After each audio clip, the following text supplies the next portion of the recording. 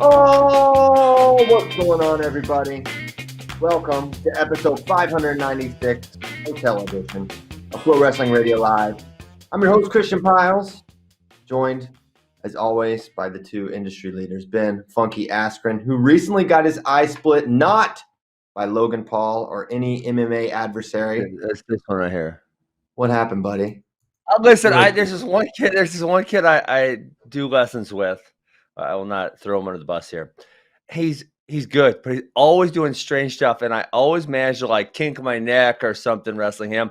I hit a nice boom past the arm. I shot in, and he just didn't move his leg out of the way, and boom, knee right face, eyeball right in the knee, and split open. Oh man, well, No big deal. cool. Taped it up, kept working out. It was all good. Yeah, Natalie Piles, she has a black eye from a snowball fight. So two elite athletes getting injured this weekend, but no worse for Gary. So we are in. Hey, wait, I want to ask. Hold on, I got some serious. Who did you guys piss off that you can't do the show at HQ anymore, and now you're in your mom's basement? Well, one, I think first of all, you should thank our mothers that we can stay in the basement. I think some moms are really accommodating to do that and let their kids come back in their basements well past their college years. But no, we're actually, we were just talking about before the show, hotels anymore. It's a nice hotel here in Lincoln. It's a nice place, but they don't do the overhead lights anymore. So yeah, we completely moved the room. Bracky snapped a chair. Allegedly snapped a chair accidentally in the moving process. We put two lamps in front of our faces. This is the best we can do right now. If you're watching the video, I know we don't look great to begin with. The lighting situation doesn't help, but at least we're getting a show because last week, Thursday and Friday, I said we were doing shows and we didn't do shows. And I hated that. Believe me, we all hated it. But so yeah, we're doing it from the hotel room. But what happened? So Wednesday night, we found out DTJB is not going to happen Saturday, but we weren't able to announce that on Thursday because we're getting everything coordinated. But I was like, but surely by Friday, we would have everything figured out with the reschedule and this and that. But these things just take time. So then I didn't want to do a show Thursday or Friday, because we wouldn't have announced, pretending that David Taylor and Jordan Burroughs were going to wrestle Saturday when we knew that they weren't. So we just didn't do the show. And then DT was like, hey, let's do something. I think he was just kind of itching, and it worked out awesome that we were able to do an FRL with him on Saturday. And so that was great, but it wasn't like the regular FRL. We got to talk about everything that's going on. But now we're here. We drove from Austin, Texas to Lincoln yesterday. We piled in a van. That's a you missed long it, trip, man. It was a fun road trip. So long. Yeah, right. Bader was stinking it up. Bader was farting and yelling, and who knows what else he was doing. Bader was sneezing, but Bader always sneezes. He was not gaseous. Okay, particularly that's good. Positive. It was good, man. I don't know. It didn't seem that bad. And the last 3-ish hours, Bracky was able to rig it so they could watch the national championship game from the hotspot in football. Yeah. Wow. College football. Okay, Bracky. So we had that going in the van. We had some tunes going. Yeah, it was fun. We had a lot of fun. So we're here now. We didn't get a ton of sleep, but who cares about that? We're in Lincoln. We got a show tomorrow. David Taylor and Jordan Burroughs is happening. And, honestly, kind of taking it back slightly, when I heard no DTJB on Saturday, I was immediately like, oh, no, I don't know if it'll ever happen, or at least before or until the Olympics are done. Because Jordan, remember, he originally wanted to do this in December when, and then start getting smaller again, right? Because he's going 74 kilograms now. He's going up to 86 for this. I think he said on Rogan, which that's a saga too. I mean, if you haven't listened to that, Jordan Burroughs was on the freaking Joe Rogan show. I know maybe that's not a big deal to someone like Ben, who has also been on the show, but it was freaking awesome. And he said he weighed 183 that morning. So he obviously is not going to be able to hang around there for another month or so. He's going to work his way down. So I knew that, man, they're really going to have to thread the needle to get this in. Jordan had to come back to Lincoln. So we said, shoot, let's do it in Lincoln. I think DT would have wrestled him in Anchorage if it had come down to it. He really wants to wrestle this match. So It's happening. It's happening here in Lincoln, Nebraska, and we couldn't be more excited. You know what is so refreshing is, and I was just thinking back from my time a few years back. I was reflecting on this when I was trying to get guys to wrestle pro matches, um, and it was like pulling freaking teeth. Everyone said no, and you guys had this happen last week. So first of all, you convinced David and Jordan to keep the match on, which was 5 days later, which was really awesome. But then you got Jaden and Nate, and you got Joey McKenna and Seth Gross, and it's just so awesome to see. Like, and I know we're in infancy, but this thriving infrastructure of pro wrestling matches where, hey, you guys have 5 days. No, okay, we'll be there. That's so awesome. Yeah, it was awesome, and I mean, I I give a lot of credit to those guys. Those guys didn't know Saturday night if they were wrestling. They didn't know really. I mean, Jaden, he kind of announced it on the show, but that Yeah, wasn't like even a done deal at that point.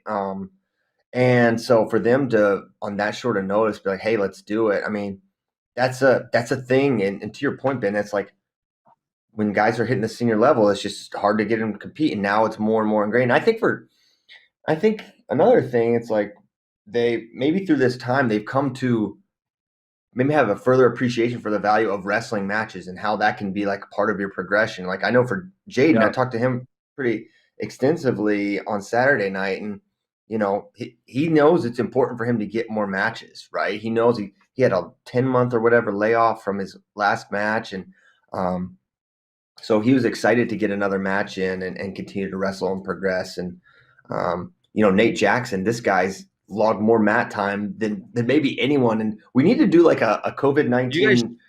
tracker, like who's wrestled the most, because Nate Jackson's got to be up there. Nate Jackson's Well, up doesn't there. Seth Gross Kozak's is probably up got it. there. He's wrestled in a number of cards, plus the RTC Cup and Beat the Streets. Oh yeah, it might be Seth. James Seth is Green. up there. Well, we James got to count the Green. guys who did the tournaments too, because they got the 95 and 150, because that means they got 3 matches in one night. And then whoever also did the RTC Cup got 5 matches. So I mean, if they did the 150 tournament and so one of the tournaments and the RTC Cup, they likely got about 8 matches between those two. Yeah, yeah. So guys are wrestling more. It's been cool, and yeah, I honestly when I think Mike Mao was the first one to suggest Joey McKenna, Seth Gross. I was like, no way. It's like Seth's not going to do that. It's like Joey McKenna's too big. He's wrestling What is him. Seth weigh? 65 What is kilograms. Seth weighing at on Saturday or Friday or whenever they weighed in? The weight was 61, hey, he put it in the 60? chat. He'll look it up. It was at six. I think it He, was at 61. I thought, but I thought he looked bigger than Zane for sure. Kind of didn't look super sucked out at all. all right, we got it right here. It was at Yes, 61 kilos, and they both weighed in exactly 61. 61 even. He'll obviously be smaller than Joe McKenna. I can't imagine he'll weigh in all the way up at 65, which is where I'm assuming they're doing the match, because man, that just seems too far over 57 if he's got to make that in 2 months now or whatever. Yeah, I can't imagine he's gonna be a full 65, but I think he's about that life. So why don't we, before we get into the full card, we should talk about Saturday night, man. What an awesome night of wrestling that was. Um, Starting with the headlining match, Tamira Mensah-Stock takes out Adeline Gray 4-0. Adeline really never that close to scoring. Tamira fired off one attack. She got a takedown and a turn, and really that was the extent of it. Ben, your overall thoughts on the performance from Tamira? Yeah, I thought it was outstanding. I mean, so if we rewind back, Tamira, she's just been like, I don't want to say on this rocket ship, but she's went like this, to the point where she never really made a world team in 2016, 2017. She makes the world team, and I think she took 9th or 10th at the world championships. And that was also the year that she lost to Adeline. I want to say it was 7-1, fairly convincingly. And she obviously won the world title in 2019 in fairly dominant fashion. And with her move up and win over Adeline Gray, I think you could make an argument for her being the best women's wrestler pound for pound in the world. So just, over that last cycle, we've seen someone who's gotten so much better. And yet, yes, you nailed it. She didn't let Adeline close to scoring. I mean, there was not a moment where it was like, oh my gosh, she's about to get her here. It was it was very convincing. Well, I think the whole time I was waiting because Adeline just kept going one way, one way, one way. I was like, and you'll see wrestlers do that. They go one way, one, and just kind of really get their opponent thinking, all right, they're only coming this way. And then boom, attack the other side. And it just never came. There was never another option that she went to. She was just going for this same swing single the majority of the time. She wasn't able to get to her high single. And it really and one other thing that was interesting about that one was Tamira weighed in at like 74 kilograms or something like that, which really surprised me. I figured she would be like 70 or something along Well, those she's lines. making And she's really, making 70 this week, Christian. I mean, 68 plus 2 in France. So it must not be hard for her to pull that weight back off because she's going to make it in just a couple days. yeah, She weighed in at 74.3 to Adeline 75.1, and speaking of that, when she was on the Bader show, she seemed, because Bader asked her how much do you think you'll weigh, like how much size do you think you'll be giving up, and she's like, I'll be right there, like man. I'll be right there, close to 76 kilos, and she was. She must have a pretty her cut must be pretty uncomfortable down to 68, I would imagine. Yeah. If she's walking around at 74, 6 kilos, that's no walk in the park. Yeah. I was kind of shocked, Christian. Go ahead. I was shocked she didn't get put on the clock. Which, listen, as long as she keeps her composure, it doesn't really change the match whatsoever. It's 4-1 instead of 4-0. But usually you see in matches where there's no scoring. So the 4 points all happened in one sequence when she got the takedown and the turn. I think that was about halfway through the first period. So we're talking there was 4.5 minutes of the match where there was no scoring at all. And really not even a lot of not a lot of wrestling where they were connected, because she was so good at keeping Adeline at bay. It is so rare where you see 4.5 minutes of wrestling like that go on and no one is put on the clock. So I don't think it changes the match, but I was surprised by that. Yeah, I think there's something. I mean, just in wrestling, you can't incentivize evasion to that level. Even whether it has an impact on the match is immaterial. It's the point of the thing, and it's why we have passivity. Doesn't matter if you're up 9-0 or 4-0. You can absolutely be passive. And I thought it was strange, and it was something. So when we're doing these shows, Ben and Mike are in our ears, and we're all sitting there. We can't hear their dialogue, and like a minute in or a minute and a half in, Ben's like, how's she not getting warned? How's she not getting warned? And Mike's like, so they were having a little side conversation about like, where's the shot clock? How's this not happening?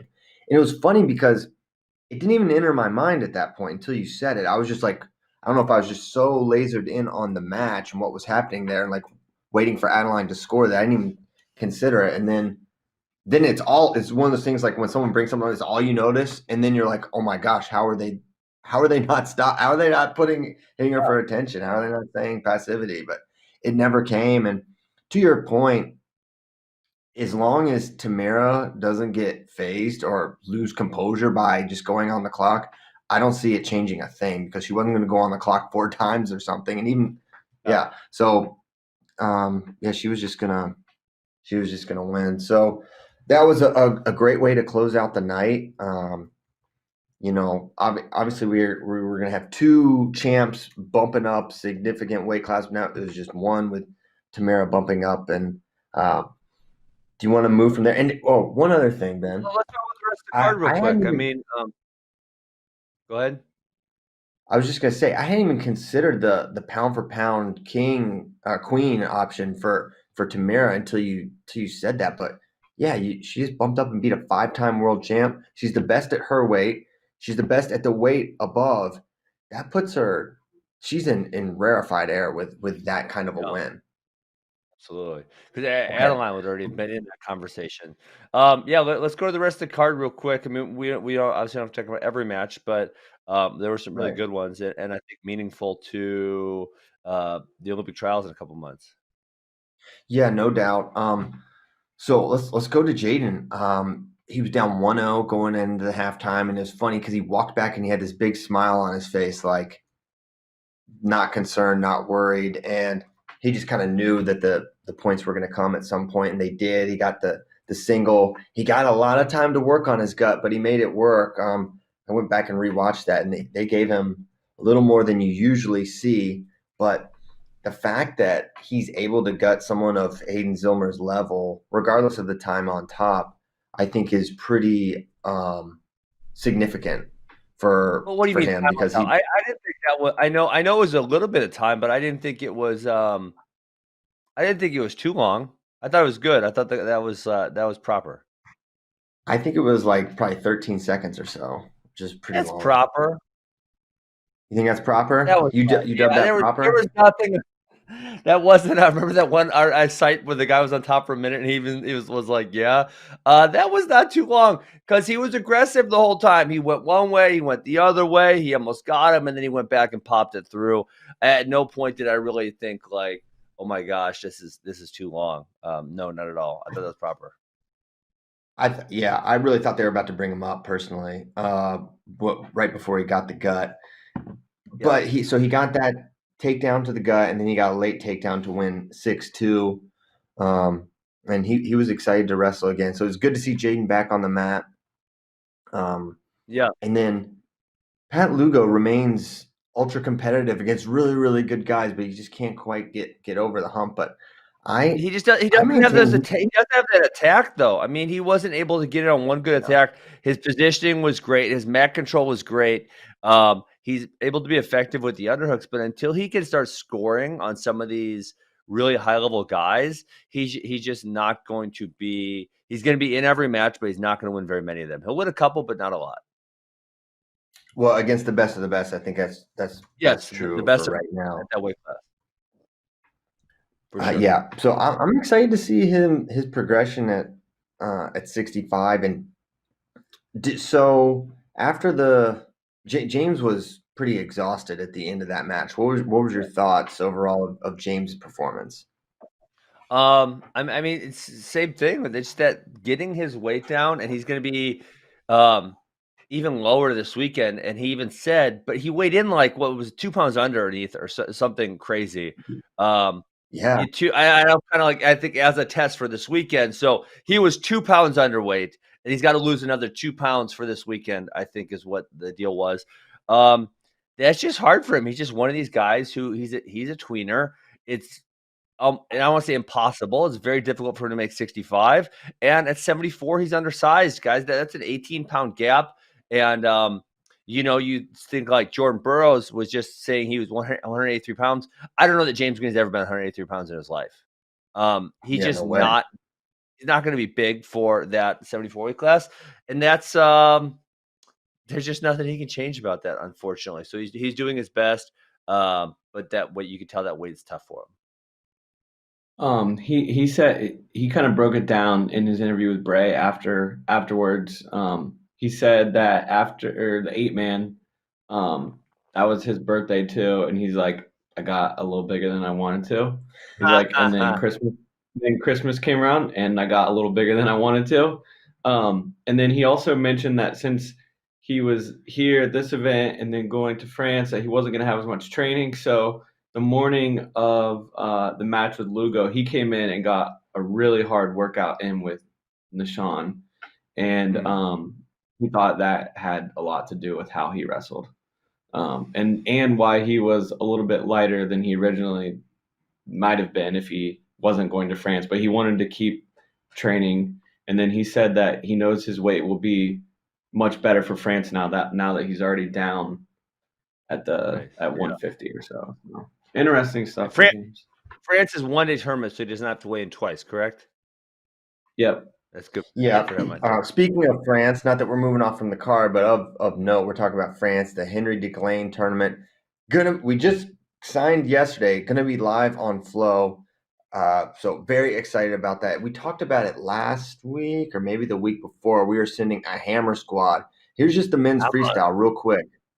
It's pretty epic. Vito, Gilman, Suriano, Joe Colon, Green, Yanni, Dake, Valencia, Kyle Snyder, and Gwiz.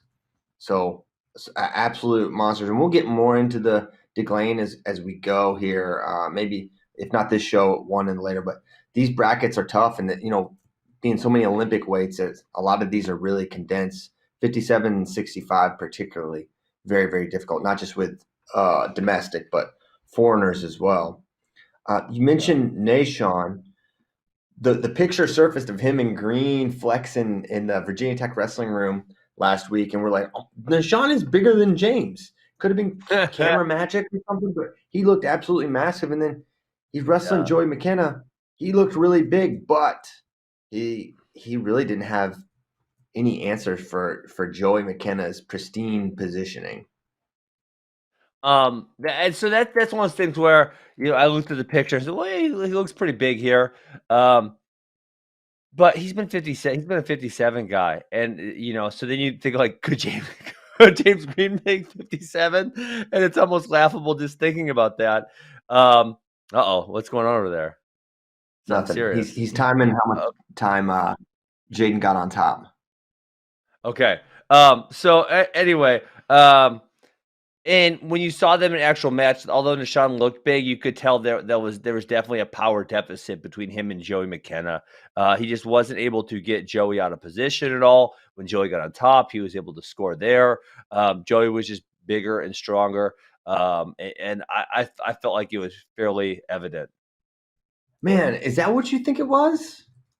Yes. I didn't watch that match and be like, Nashon's not big and strong enough here. I just thought Joey just presented all the problems that give Nashon Garrett issues, right? I thought it was just totally tactical positioning, great parterre from Joey, that where Nashon has had parterre vulnerabilities going back to 57, going back to 61.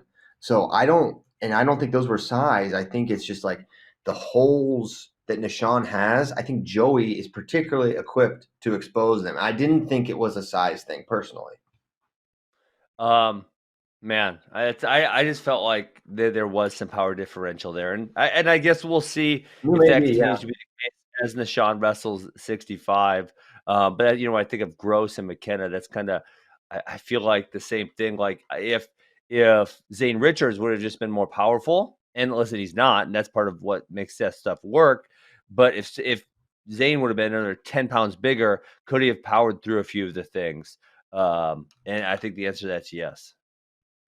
I thought Zane looked, man, pretty impressive, especially in the first minute and a half. I mean, he's always had those really good re-attacks. He's got solid attacks and finishes. Seth just puts you in these goofy situations that no one's given him that feel in that room, and no one can it probably anywhere. Just Seth just does some weird stuff, and you can either figure it out on the fly or you can't. And yeah, great. I mean, he was in even the classic 2-on-1, throw the near leg in when he caught that foot coming in. Sick. That was beautiful. But it's like, yes, Seth will give it up in the name of volume attacking and finding ways to score. It's just it's funny. I thought the same thing. I thought Zane looked really good, but Seth was just better. I mean, that's like Zane. It's one of those where we had with the famous match where Glory gets tech fauled against Spencer Lee, and we're like, well, Glory looked kind of good, but Spencer was just better. I mean, that's how I feel here. Like Zane didn't really do anything terrible, but Gross was just better. I mean, he was so close to finishing that takedown that would have put him up 5-0. Yeah. And then we're looking at a completely different match because then I think Gross left that exchange up 4-3.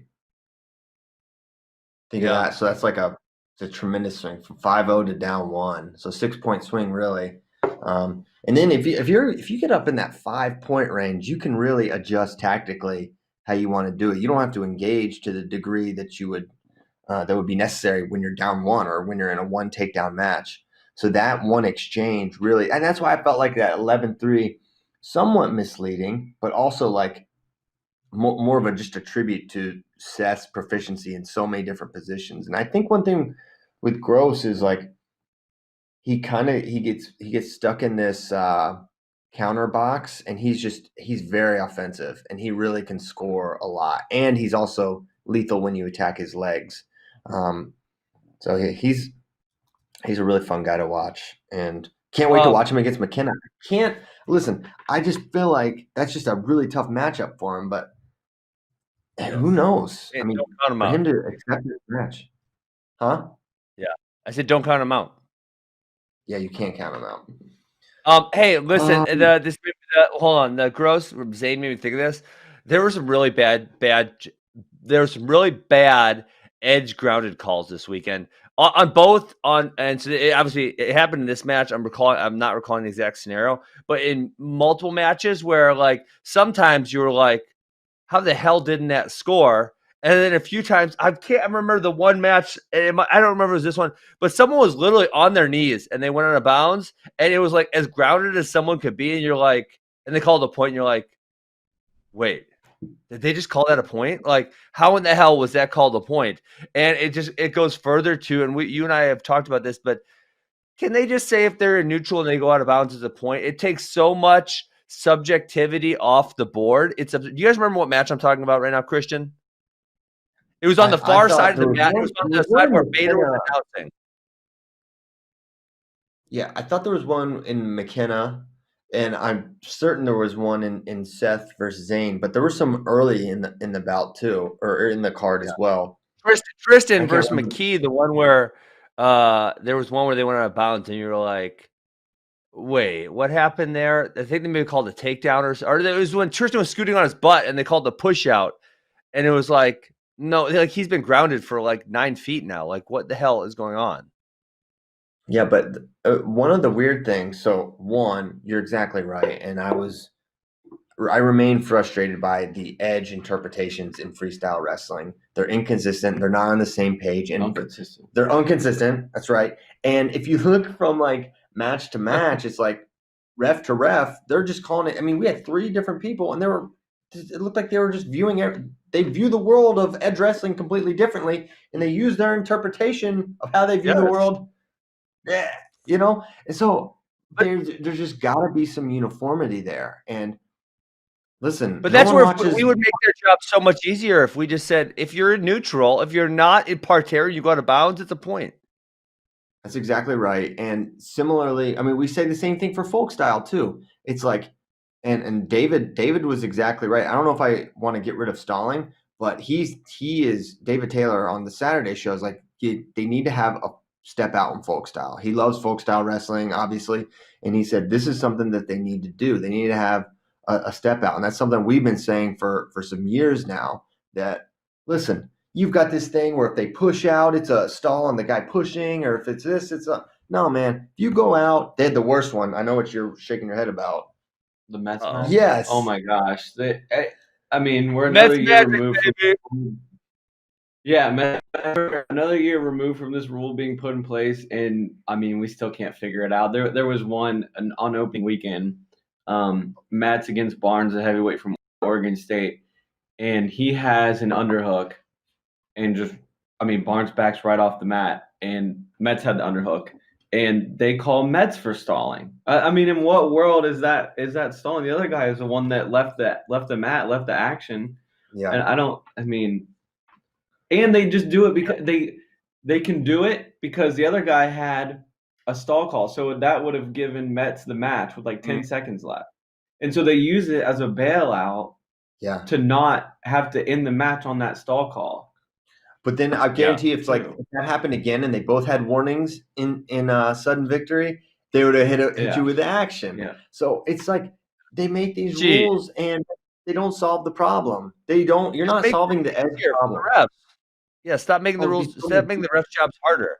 Hey, Kozak brought it up too, and I want to make sure I comment. Can we bring the gross match up, or am I too late to notice? If you have the timestamp, we could. Okay, so I have 2. One on the very first takedown. I thought it should have been 2 points gross. He whips him. Zane's chasing the ankles, and Seth, if you watch quick, he flips his hip. And Zane rolls across his back and comes up and keeps scrambling. And they called no points, and then Zane eventually gets the takedown. That was one that I thought was called really interestingly. Like I probably for sure would have said 2 points, Seth. And then the other one was Seth is trying to hit like a go behind, and Zane blocks him over the knee and does like this motion, Yeah. And he very clearly puts Seth on his back. But as Seth's falling, he goes for the gut wrench. So I would have probably went 2 and 2 on that one. where they went straight to Gross. And so it evens itself out because in the first one I would have went 2 more for Gross. On that one I would have went 2 more for Richards. So they even themselves out, but there were some really crazy scrambles in that match. You guys Yes. had that one up. But you know what else was strange about that? Like there were some weird calls or whatever. Where were the bricks? No one was throwing bricks. That was one. Which one was the one that I was like blown away they didn't throw the brick, Christian? I thought it wasn't. It was the Zane one that It was this for one. the It was this exchange. one right here. Yes. It was then. You were like, again, I can hear everything Ben says throughout the thing. So you're like, Because where is the it brick? was What also are they because doing? that put him down. I think that put him down 6 points or something, and right, and it kind of, in my opinion, put the match out of reach. So it's like, well, it's not like it's tied right now because then you have to be strategic about throwing the brick. You might as well just throw it at that point because you're already down by 6, so you might as well freaking throw the brick and challenge that call and see if you can get anything back. Because what's the difference between being down 6 and being down 7? And who knows if they change around and they go just 2-4 or they go 2-1 or something like that. Well, now all of a sudden you're only down 2 or 3 points. It really changes the outlook of the match. So I was like dumbfounded they didn't throw the brick on that one. Yeah. Yeah, that opening sequence could have absolutely been points for Gross. Yeah. It's really, You know what I'm talking about there? yeah, it's a fire sequence. I think just how I have it. Oh, we're gonna get it up. Yeah. We're gonna get it up. But So besides that, the edge complaints, I thought the refereeing. You guys bring in the best guys, obviously. I thought the refereeing was relatively good. yeah, I think the rules, just like in folk style, kind of screw these guys. It's like, Yes. Very hard. it's not clear what you're supposed to do. Just like in folk style, it's not clear what you should call on the right. No one wants to call it wrong. It's just the rules not clear. And I think we could. The other one that was really controversial, and the referees were going different, and I don't even fault them for this because it was a very controversial sequence. Was McDonough and Lezak. So when Lezak was gutting McDonough, and then McDonough was bracing, he was kind of catching him on his back, and one of the referees was, saying to McDonough, and the other referees were not confirming it at all. And then Lezak would transition from a gut to like a crab ride, and then go back to the gut. And I thought Lezak did a great job. And either way that one is called, I'm not really all that upset because I think you can make a good argument for both sides of it. Yes, I agree with that as well. That was an interesting exchange. I wonder with that McDonough thing, did he see himself getting 2 and not belly down and whereas listen, Ethan Lezak clearly has a very good high gut because he got several turns off of it. But does maybe McDonough think differently tactically if he realizes he's not getting points? I don't know if he thought he was getting points or not, but either way, I think a tactical blunder to not just belly down and try to fight it, but maybe he simply couldn't, and that was the only way out. All right, can we play this thing, Tyler? I think we're ready. Yeah, Tyler's got it ready to go. All right, so watch this. Catch that. Give me that. Watch how he chases. See how Seth whipped him over there with his legs? That was definitely on purpose. Seth definitely meant to do that. So I would have went 2 points gross for sure on that one. Yeah. And then obviously Zane. I think Zane finishes his takedown eventually, right? And this would have been 1. So if they had given that 2 to Seth, this would have just been a reversal. There's a lot of dang work for a 1-point reversal. Yeah. So that's he almost got the 4 there. Yeah, just that opening. Right there. Yeah, Seth definitely whipped him over with his hips right there. No. Yeah, so I think we saw it. I think we saw it there. Seth whips him over 2 points. If there's any way we could find that second sequence, I should have had a timestamp coming into the show when they're on the edge, and I feel like Zane whips him to his back. Watch one more time. Seth definitely whips him over here. Boom. I would go 2 points all day right there. Yeah, I could have definitely seen that as well. So that was Saturday. I think we hit on almost everything, and we can keep it moving with because we had for all the hullabaloo with Saturday's matches. There's a lot of other stuff to talk about. We had D1. I got one more Saturday. Go. Sorry you put on good cards and I want to talk about them, Christian. We'll just blame this on you. This is great. The last thing I want to talk about, and it's relevant to someone we were talking about, it's also relevant to Wednesday. Nate Jackson. So number one, coming out of retirement is obviously hard, as both guys we had come out of retirement, as well as Keith Gavin, were not as good as what we had remembered them to be, because coming out of retirement is very hard and you're never as sharp as you were. That being said, I was really impressed with, in the Nate Jackson, sometimes we've seen him get stuck on just wanting to do one or two things, like against Sammy Brooks.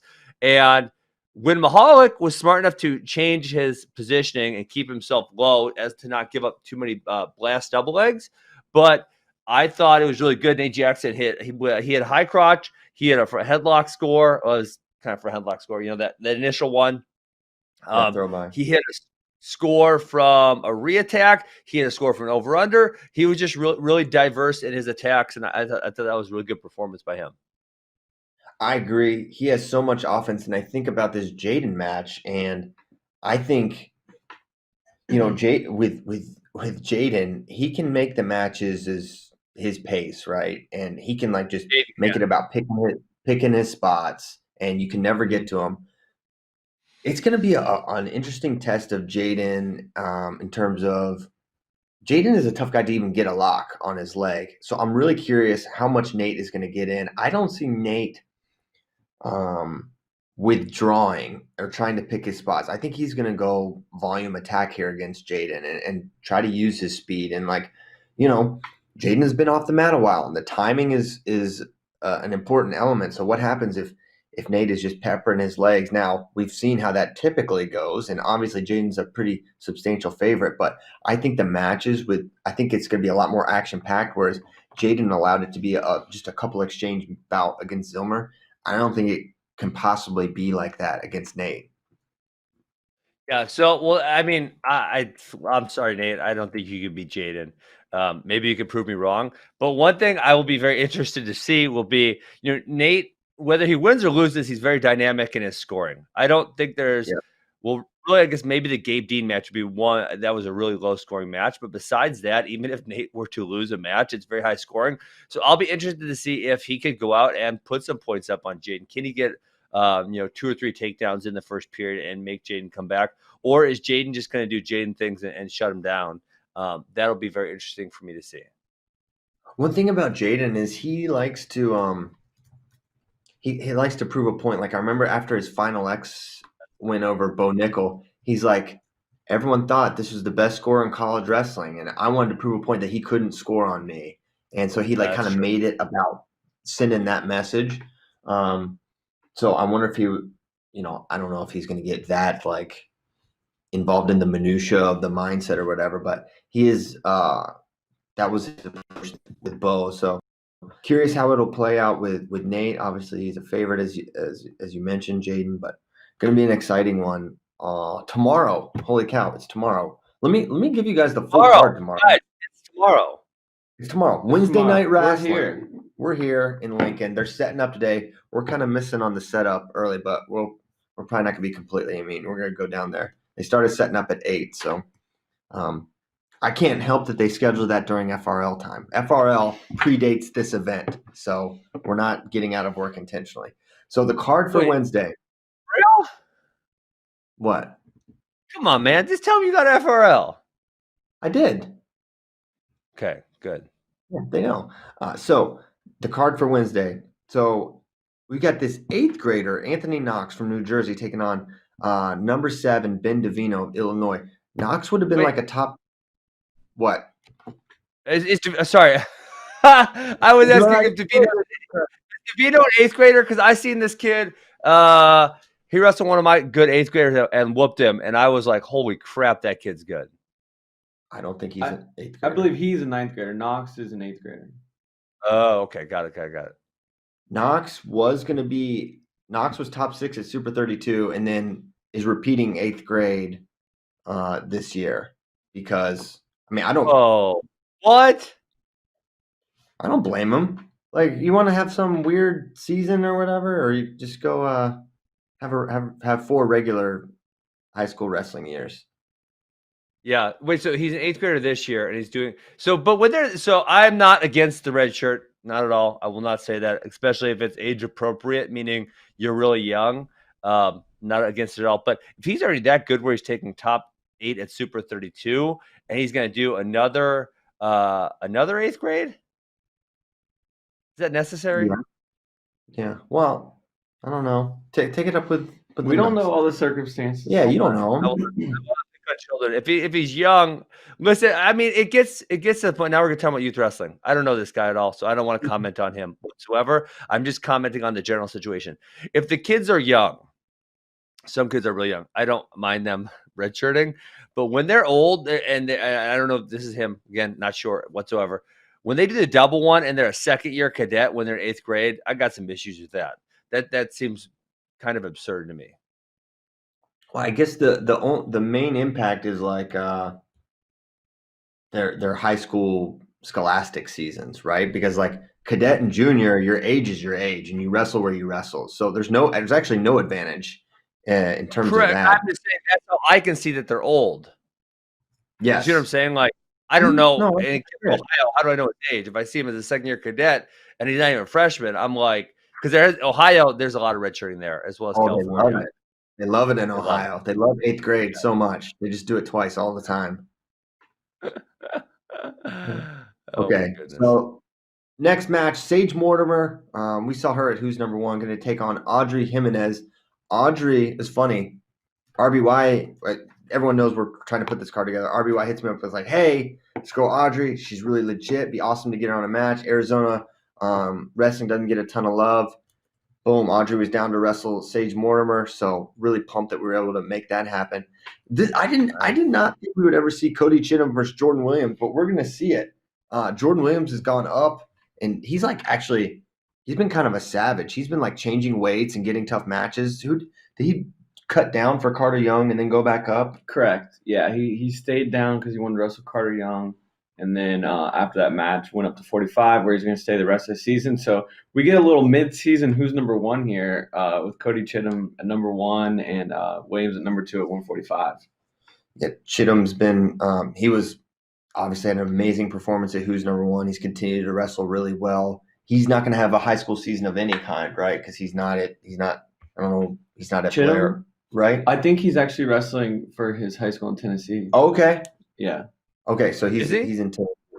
I didn't realize that. Did you know that, Ben?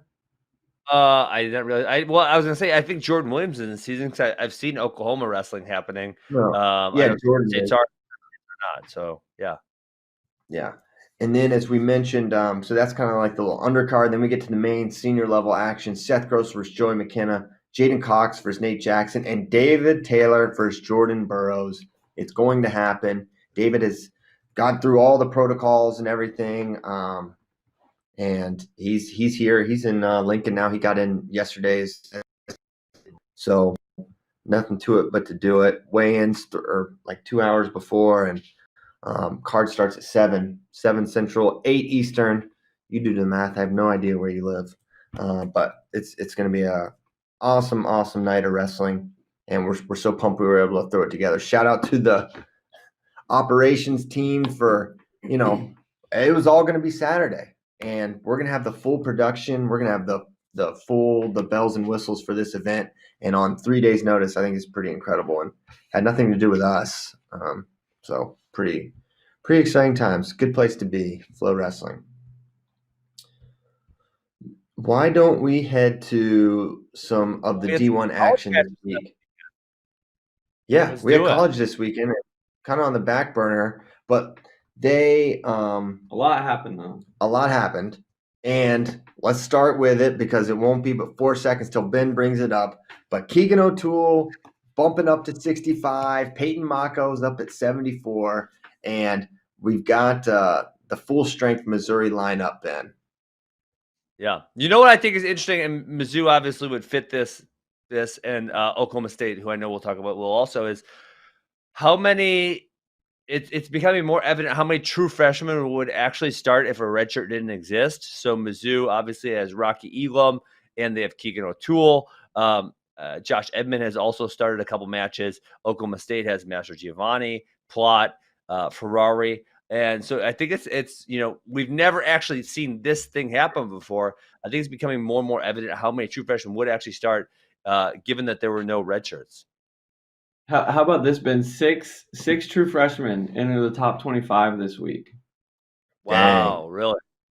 It's wild. Yeah. And Keegan's not even one of them. You guys left him out. So maybe next week there'll be a couple more.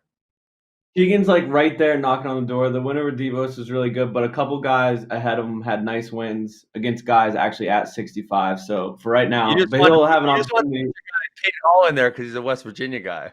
I mean, he'd be a top 20 guy. He majored a top 20 guy. So yeah, he's one of the true freshmen that gets in. Trevor Mastrogiovanni at 25 beat Fabian Gutierrez, who's a top 20 guy.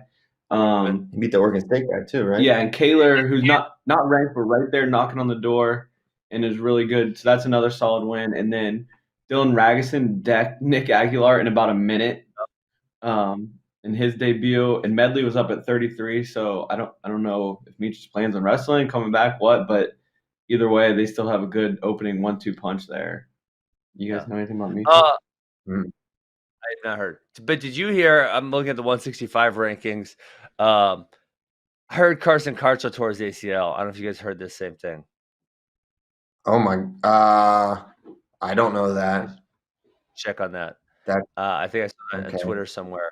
He didn't do the wrestle-offs. And not to go totally off track, but there were some interesting results in the wrestle-offs. The Flow hype train got derailed because Anthony Etchemendia lost to Dylan D'Amelio, who Dylan D'Amelio was very impressive. I believe it was 2 years ago, and maybe he was hurt last year. So they got a good problem to have at 141.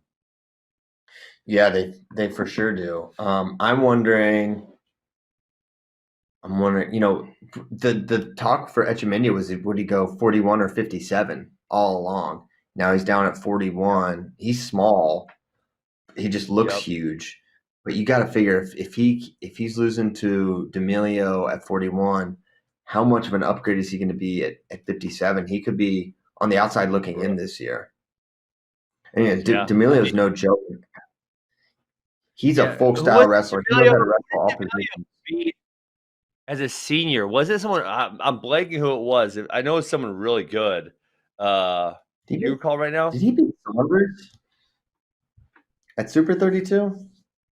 He beat someone really good. I'm blanking on who it is right now. He had a big Super 32, if I'm remembering correctly. That would have been in 2018 Super 32? 2018. Well, maybe we can look it up. Yeah. Who else you want to talk about last weekend?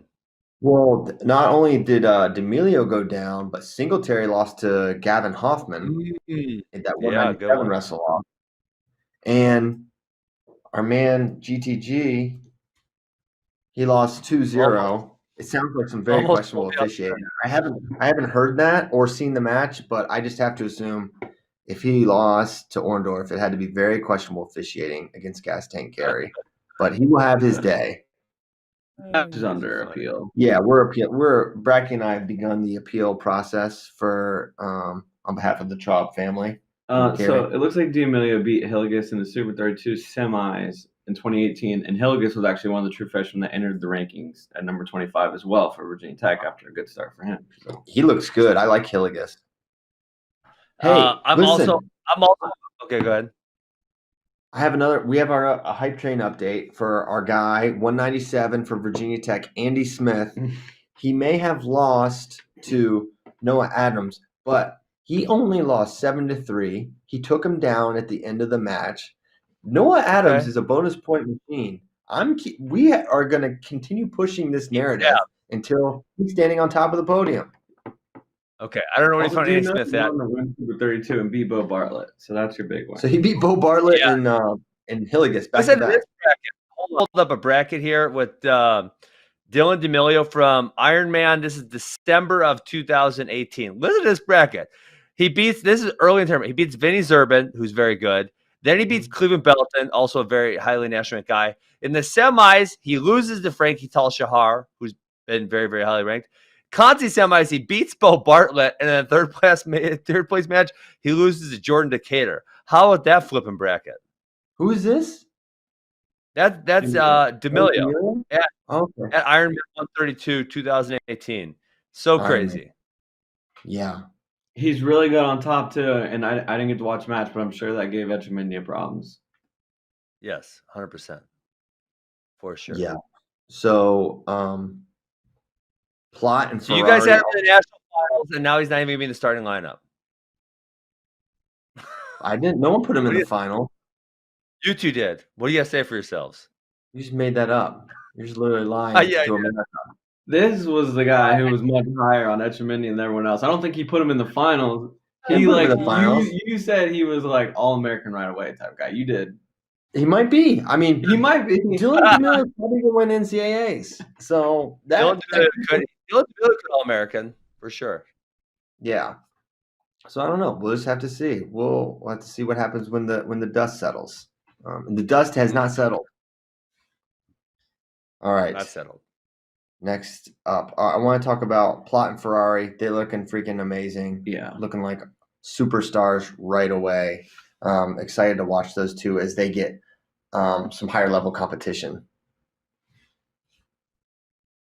Oh. And then the other, the other kind of big. There were 3 top 20 upsets in Minnesota and Nebraska. Brock Hardy hadn't wrestled like a real match since 2018. He went and did his LDS mission in Brazil, and then came back and in his first match almost majored Michael Blockus. So Yeah. That's a good win right there. And he looked really impressive doing. He turned him on top. He took him down multiple times. It was really impressive. Andrew Sparks, if you don't know him, get familiar with him because he's a top 15 guy now. He just beat Peyton Robb in the California State Finals. He stunned Kyle Valencia last year. He was a really late signee to Minnesota's class, and he looks awesome right out the gates. He's another one of the true freshmen that cracked the top 20. And then at 184, figured this would be Taylor Vins, and it probably still will be at the end of the year.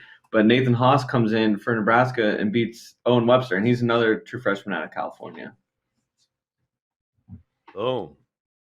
Yeah, I'm of the results, the two that get me the most fired up are Brock Hardy instantly being really legit in a weight class where if you're smashing the Blockuses of the world, this is a deep weight 149, but there's not a Yanni, there's not a Zane this year. It's like O'Connor's really good, Sasso's really good, Mahler's really good, but Boo. But I think Brock's going to be potentially, I like to get carried away. Sometimes it works, sometimes not. But I think Brock could be a guy that potentially enters that conversation.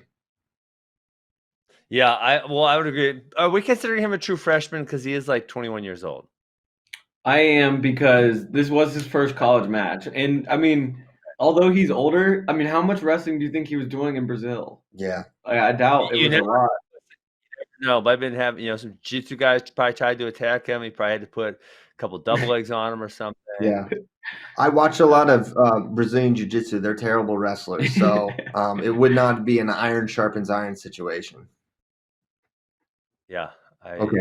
agree. And remember, him and speaking of Sasso, they had some crazy matches.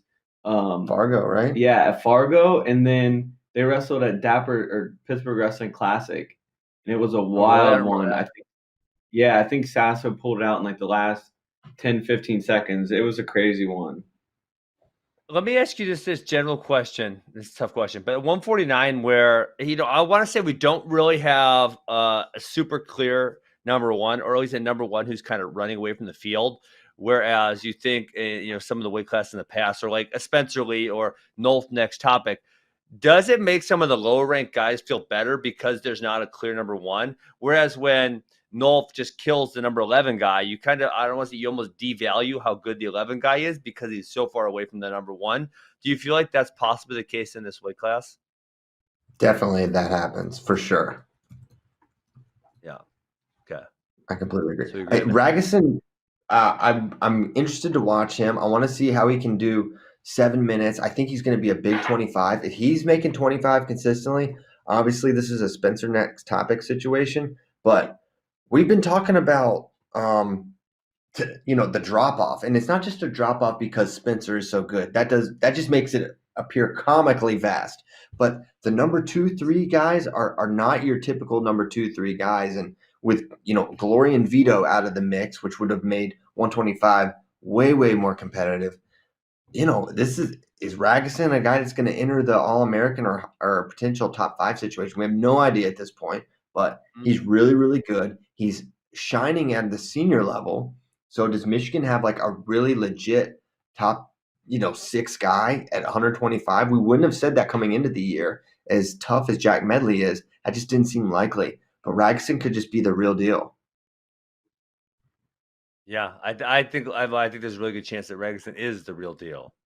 And think about this. Think about the team race, right? We were like, okay, Medley's probably going to round of 12, maybe he sneaks on the podium type of dude. Now, if you have a top 5-ish guy in Ragusin and Michi's come back, he's a clear title contender, and you've got the Amin, and you've got Logan Massa, and Mason Paris, who is like a legit Hodge Trophy contender. Now he's going to have to beat Gable Steveson. That's not easily done. But he's going to be a guy that scores major bonus points. He's going to pin a bunch of dudes. He already has. Yes. Michigan starts to kind of re-enter that chat, right? Like they can definitely win a title this year if they have all those guys.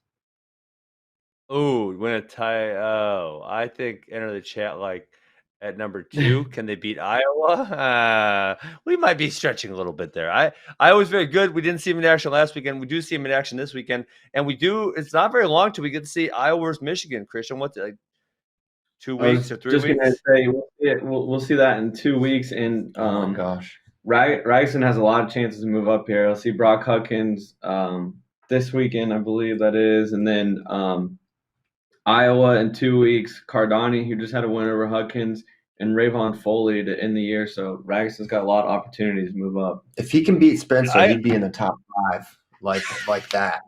So I can see Ragusin. Stop, Christian. Stop. I can see Ragusin being top 5, but Spencer maybe not. Yeah, not so much. Not so much the Spencer department. So the Ant-Man lost to Trey Munoz, who's is he a true freshman? Redshirt. Okay. Freshman for Arizona State. So yeah, a pretty busy Son of Mark Munoz, if you don't know. Son of Mark, legendary Oklahoma State wrestler. So pretty busy weekend, and it's really going to pick up now because I think almost all the Big Ten teams or the majority of the Big Ten teams are going to be in action this weekend, as well as we have the DeLane. We're going to have this thing tomorrow. So busy week in wrestling. Exciting times. Yeah, who do we have on the schedule this weekend for the Big Ten? Here we go. Can you pull it up? I believe right Penn State wrestles Rutgers. Seabass Nick Lee, I'm in. Oh my gosh. Will it happen? Oh my gosh. Why wouldn't it? Seabass wrestled last weekend. Why wouldn't that happen this weekend? Seabass will be there. Yeah, he will be there. It's Nick Lee. I got Nick Lee. Yeah, I do. I'm not very confident in that, but yes, that's who I'm picking. Man, I'm not super confident either. I forgot to put any questions in the thing, so I don't know. We also have Iowa, Nebraska this weekend, so that'll be where you can see your man Brad Hardy against Max Murin. That'll be a good one. Schultz versus Warner is usually pretty good. Kemmer Labriola is good. There's gonna be a lot of good matches in that duel. Yes, Labriola looked. I don't know how he makes 174 big this weekend or last weekend. Really? He looked massive. Massive. Huh. He's a big dude. That could be a decent duel there, because then 84 is Venza versus Assad or Brands. It could be Red versus Jaden Ironman. That duel's gonna be awesome. Yes. Yes, it is. And that's Friday night. Yeah. I don't think it'll be close. Okay. I think Lee and DeSanto will start bonus and put them up by a relatively large margin, but it'll be a bunch of really good matches. Yes. Hey, have you listened to Burroughs on Rogan yet? I still haven't. I told you I don't have Spotify. I need to go ahead and get that, but I got a busy life. I didn't get to download Spotify. Sue me. I will do it at some point. Just dip it. you got to be able to string together the finances to pay like $12 a year for Spotify Premium, and then you can listen to Rogan. You know what? And you know what? Actually, I figured out this is going to show you how dumb I am, or maybe just how much I don't care. So I had Spotify on my phone, and I would connect it Bluetooth when we're at the wrestling academy, and every time it would say, "You don't have the premium. Do you want to upgrade?" And I would try to click the upgrade button. Like I would get so mad, Christian. And then someone finally told me after I got so annoyed that I was just incompetent or something that you have to actually upgrade on their website because they don't want to give money to the App Store.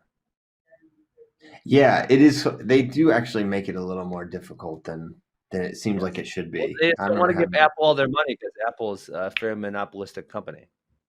Oh wow, here we go. Let's talk monopolies. I'm done there. I'm done. Stop. So you haven't listened yet. Dude, they talk about you for a while. Okay, well I gotta check it out. He was very complimentary. Shaped like a pear. I don't like that he listen, I might be shaped like a pear now because I'm starting to lose some weight. Starting to work out a little bit. But back in college days I was jacked, baby. He said shaped like a pear, wrestle like a bear. He said you're very strong. Appreciate that. They talked about you for a while. Thanks. So yeah, you should listen to it. I mean, it was just, man, it was cool to listen to Jordan. I mean, he did a really good job of representing himself in the sport, I felt. Joe clearly reveres Jordan for how great he is, and it was cool. So I encourage everyone to listen to it. So that has to be the first non-MMA wrestler, like just a wrestler to ever go on the show, correct? I mean, your other top ones would be Gable and Kalen. I know they haven't been on there.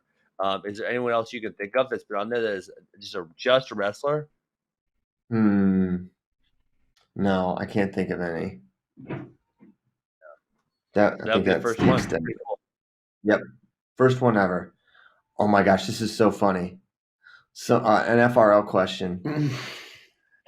So we have been saying for years that Roger Reyna is Spay's long lost father. Spay has a father. My God. They look yes. the same haircut and they look so much alike. And yes. So this has been a joke basically among the FloWrestling staff since Coach Reyna got hired at Penn. And you know, they're like the same size, they're like kind of bigger guys, they have the same hair, they just look they look so similar. And so we were watching the card, the Spartan Combat card, and we didn't even talk about that. Holy cow. So we're watching that, and you know, Caleb and Natalie, my son and daughter, are watching, and Caleb is like, why is Spay toweling off David McFadden? And I was like, I had just told Katie, like, in another room, I was like, oh, it's funny. We always talk about how Spay looks like the pin coach, Roger Reyna. And then Caleb said that. I busted up laughing. And I explained it to him. And I tell the guys, and we're all laughing. And then Natalie, my daughter, does not believe. She thinks we are tricking her that Roger Reyna is not Spay. And they're convinced that was Spay toweling off David McFadden. So we got a question from Wicked Scepter. Are Spay and Roger Reyna related, or they just go to the same barber? Hashtag airlines. They are. Wow. It is very, very, very funny. So yeah, great. I got bad news for you, Christian. Ready for your bad news? No, I went to Spotify. I tried to do my password reset with my email, and it says the username or email you provided is not associated with an active Spotify account. So then I went back to sign up, and I typed it in sign up, and it said you cannot use this because it is already connected with an account. So it won't let me do that. Then I go back to forget my password, and it says I cannot use this email because it does not have an associated account. So Spotify, they just don't want me to sign up, Christian. They do not want my money. What would you suggest I do with it? As far as bad news goes, that's for 2020, 2021 standards, that's not bad. Ben Askren can't get Spotify Premium yet. Maybe they're just blocking me because they don't like what I think. What about someone? Yeah, that's definitely it, Ben. Someone, rapper/actor, just asked Casey's, which good. Yes, Casey's. But have we gone there yet? No. But we saw many. I think we saw our first one in maybe Kansas. But we did go to a Buc-ee's, and Buc-ee's is like a Walmart put in a gas station in Texas, and they're pretty cool. Bader talked about the pulled pork sandwich that he ate there, basically the rest of the ride, and how much he wanted another one of those sandwiches. So if you get to a Buc-ee's, it's a pretty cool place. Someone asked, "What have you been watching these days? Are you watching anything right now, Ben?" Only wrestling. There's so much wrestling. I don't have to watch anything else. That's a good I watched answer. some of the Spartan card that you guys are talking about. I've watched some of that. How about Yanni? We gotta talk about Yanni. Oh my gosh! We should probably talk about that. Yanni murdered Anthony Ashnault. I did not see that coming. I thought it would be competitive. Wow. You know, I mean, on the one hand, it's like, yeah, Ashnault took this match on like super short notice, but it's not like he hasn't been wrestling. He wrestled at the 150. He won a match there. I thought it was going to be. I thought Yanni would win, obviously, but for him to not get to legs one time was alarming. And even like in the press conference thing that they did with Bader on the Bader show and Bray, Anthony's like, "I'm gonna be living on your legs," and Yanni basically, I don't want to say conceded, but he's like, "Yeah, good luck finishing," kind of thing. Like, yeah, you're gonna get in, but whatever. And he didn't get in one time, and then Yanni's finishing looked really good, and that 4 at the end to like seal it was real. It was super impressive. Yes. Yeah, I was super impressed by Yanni. I thought it was gonna be competitive. Listen, I know Anthony took it on short notice, but he was just competing in that tournament, 2.5 weeks ago or something. So it's not like, it's not like he'd been sitting on the couch. He had just competed a couple of weeks back. I'm sure he, maybe he took a little bit of time off serious, like really hard training, but he probably was on the mat still, I'm assuming, in some way, shape, or form. So yeah, I thought Yanni looked awesome. He looked awesome, and we're going to see him at Henry DeGlane. James will be there with a host of other really high-level international guys. So excited to watch Yanni compete again. Yes. Okay, looking through these questions. I figure we're going to talk about DeGlane more maybe tomorrow and Thursday, because it starts, the men's freestyle Saturday. So we'll have a lot. CJ Kemp wants to know why we don't see more falls on our cards. I think there's only been one. There's not a lot of pins in freestyle, really. Yeah, freestyle does not. I mean, really, against really good people, you need time to pin them, right? And in freestyle, you just don't get the amount of time to turn them over and pin them, so you're not going to see my pins. And then to add to that, if you have someone in a precarious position, it's not advantageous to hold them on their back. Whereas in folk style, you get points for actually holding them. In freestyle, generally, you could let them off their back and then transition likely into something else. Like a lot of times when you let someone off their back, you can transition into a trap arm or another gut wrench or potentially some type of leg lace scenario. Say if you double leg them and they're on their back, then you can put the knees together and start transitioning to something down low. So there's just not a huge incentive to hold someone on their back and work for a fall. Obviously, there are a few scenarios when, if you get them in a precarious position, you might as well, you get them a cradle. Well, you might as well try to finish them there. But it's just not rewarded all that much. So I don't know. This is a total like change up here, but I just realized that something that I thought happened was a dream. So what in the world, or where are we going with this? Up in actually happened. I thought that Brandon Metz wrestled Anthony Cassiope folk style duel, and Metz took him down in folk style match and hurt Cassiope. Hey, Christian, I don't know if you're choppy to everyone, but you're definitely choppy to me. So all right, I'm gonna back up and start the story over, because up till right now, I thought that Metz hit a leg and hurt Cassioppi. Oh, Christian, your story is jinxing us. You're breaking up again. Uh-oh. Oh man, we've been good all show. What's up? Yeah, so I don't have any dreams about Brandon Metz. Although he did win that overtime match this weekend, which was pretty crazy. Christian, let's see if you're back now. Okay, let's see. I really is it better, Ben? Yes, it is much better. All right. I really thought that like Anthony Cassioppi was hurt because of a leg lace that Brandon Metz hit in a folk style match and hurt him. And he won by like I really thought I've been thinking about like Cassioppi was injured up until this point, and I'm like, that didn't happen. They didn't wrestle. I don't know. So you woke up this morning and you're like, dang, Anthony Cassioppi really got hurt in a folk style match and Brandon Metz hit a leg lace on him. Yes. Yes. It was that dream was that real. Right in front of Real? you, like at that. Wow. Am I again? You guys are really breaking up again. We should call it a Let's show. go. You're actually frozen on the screen. Dang it. Let's call Tyler. You can hear me. Thank you so much Play for the damn listening. music.